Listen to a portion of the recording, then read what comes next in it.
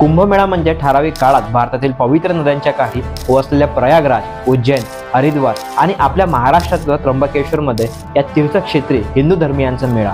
तर आज जाणून घेऊ नाशिकमधील अद्भुत अशा कुंभमेळ्याबद्दल. माझा महाराष्ट्र सिरीज दिवस 14वा.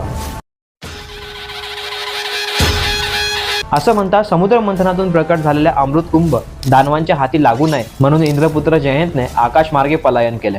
अमृत कुंभ मिळवण्यासाठी दानवांनी 12 दिवस युद्ध केले. युद्धात कुंभातील अमृताचे थेंब पृथ्वीवर काही ठिकाणी सांडले आणि त्याच ठिकाणी कुंभमेळा भरतो. त्यातील एक ठिकाण म्हणजे आपले नाशिकचे त्र्यंबकेश्वर. गोदावरीचे उगमस्थान त्र्यंबकेश्वर येथे दर 12 वर्षांनी कुंभमेळा भरतो. याला सिंहस्थ कुंभमेळा म्हणतात. हा असा धार्मिक सोहळा आहे याचं औपचारिक निमंत्रण कोणाला नसतं, तरीही कोट्यावधी भाविक, परदेशी पर्यटक यात सहभागी होतात. 2015 आणि 16च्या नाशिक कुंभमेळ्यात वर्षभरात 5 ते 6 कोटी भाविक आणि पर्यटकांची व्यवस्था करण्यात आली होती. याची दखल घेत युनेस्कोने कुंभमेळा वर्ल्ड कल्चर हेरिटेज